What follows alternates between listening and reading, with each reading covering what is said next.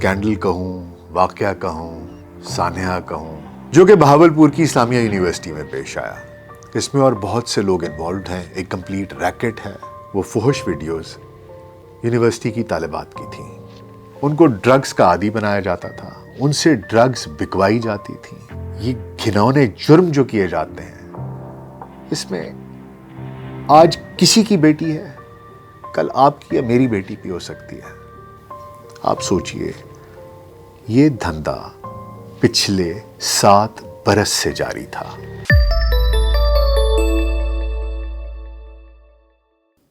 We L C podcast with doctor Nasir Baig کے ساتھ خاکسار آپ کی خدمت میں حاضر ہے۔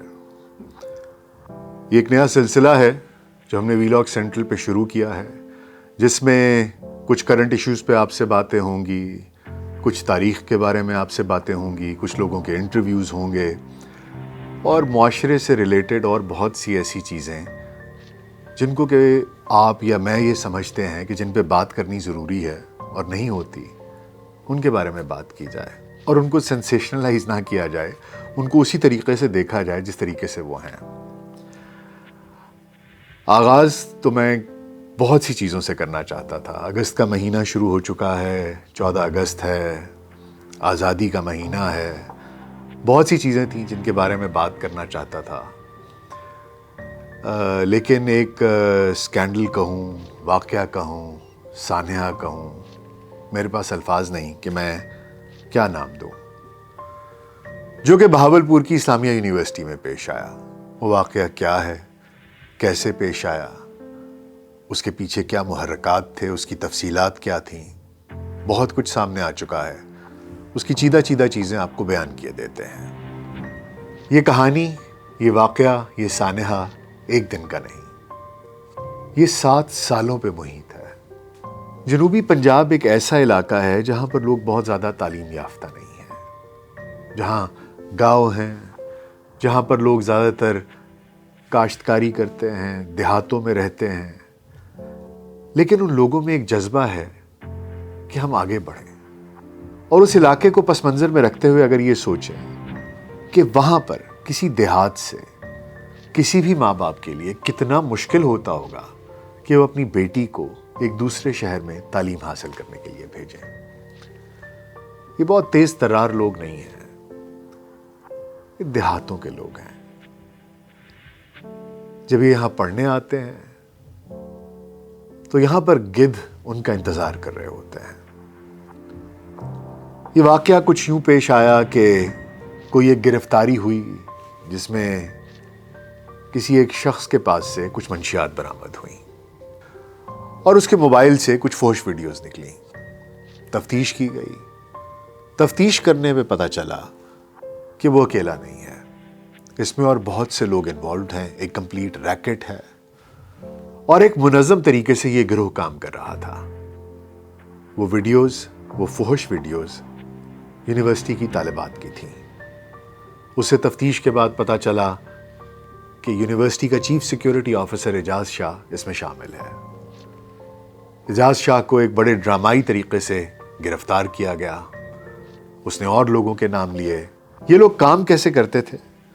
جو چیف سیکیورٹی آفیسر ہے، اس نے کچھ لوگوں کو تعینات کیا ہوا تھا جو ان بچیوں کی، ان طالبات کی ریکی کرتے تھے۔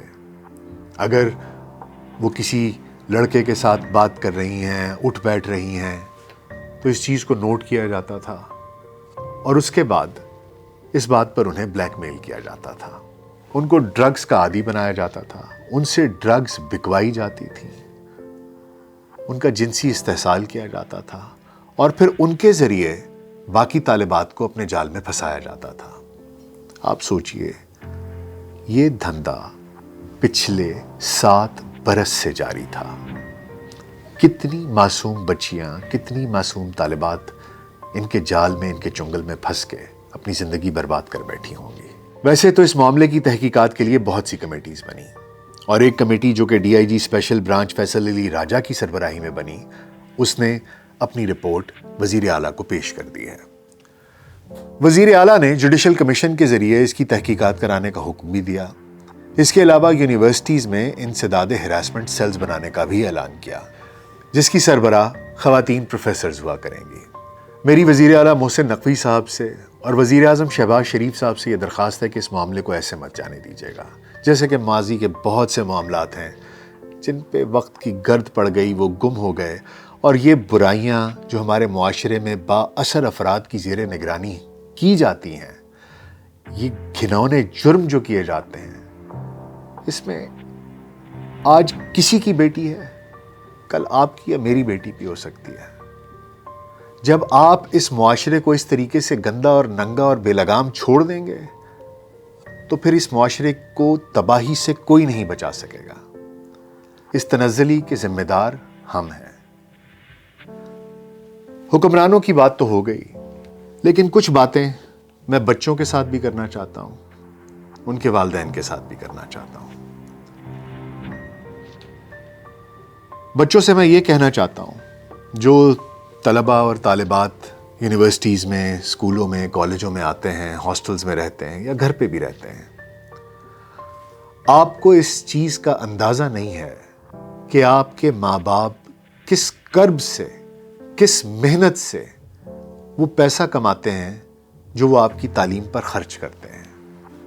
یونیورسٹیز، کالجز، یہ پہلا قدم ہے حقیقی زندگی میں آنے کا۔ آپ کو یہ بات سمجھنی بہت ضروری ہے کہ جب تک آپ اپنی باؤنڈریز ڈرا نہیں کریں گے تب تک آپ اس دنیا میں کامیاب نہیں ہو سکتے۔ آپ چاہے کتنے ہی انٹیلیجنٹ ہوں، آپ کتنے ہی محنت کرنے والے ہوں، لیکن اگر آپ نے اپنی حدود کا تعین نہیں کیا تو آپ اپنی زندگی برباد کر لیں گے اور آپ نقصان اٹھائیں گے۔ اپنی حدود کو، اپنی باؤنڈریز کو ڈیفائن کریں۔ ڈرگز نہیں کرنے۔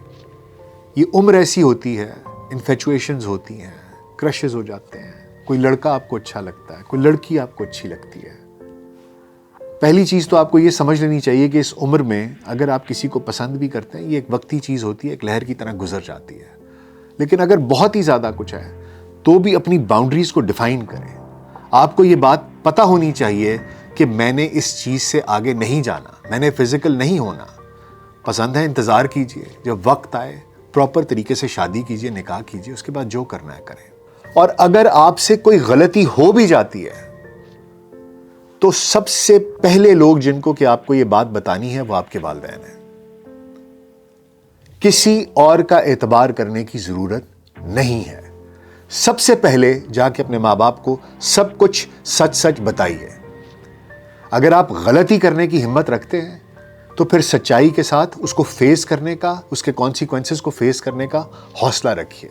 کسی اور کو بلیک میل مت کرنے دیں اپنے آپ کو۔ اور میں ماں باپ سے بھی کچھ کہنا چاہتا ہوں۔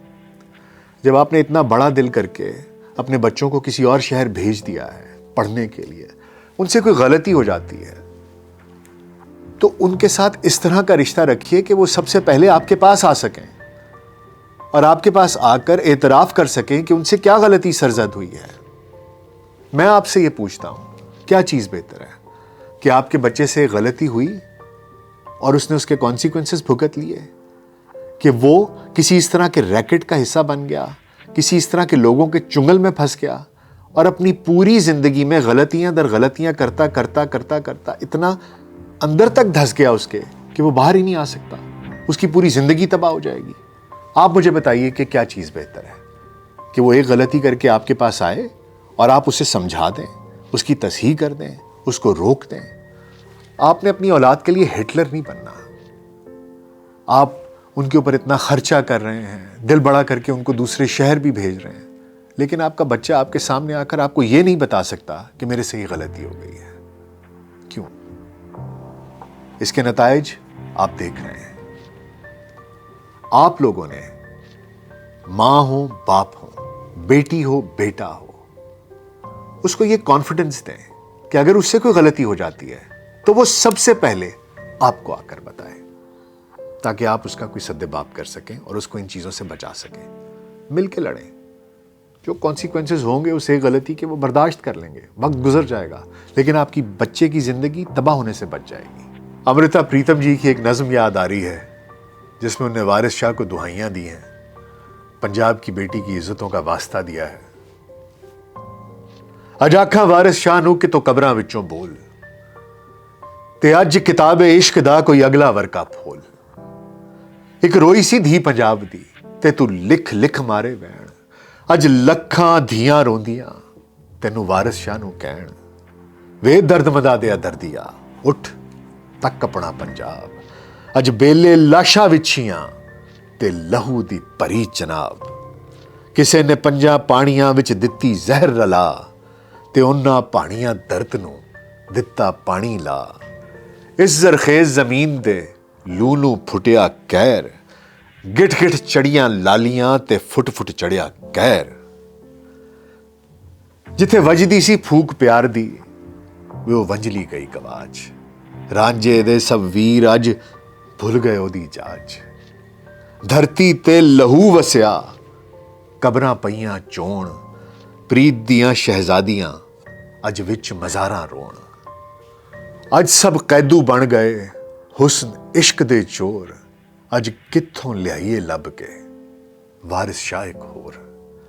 ਅੱਜ ਆਖਾਂ ਵਾਰਿਸ ਸ਼ਾਹ ਨੂੰ ਕਿ ਤੂੰ ਕਬਰਾਂ ਵਿੱਚੋਂ ਬੋਲ ਤੇ ਅੱਜ ਕਿਤਾਬੇ ਇਸ਼ਕ ਦਾ ਕੋਈ ਅਗਲਾ ਵਰਕਾ ਫੋਲ।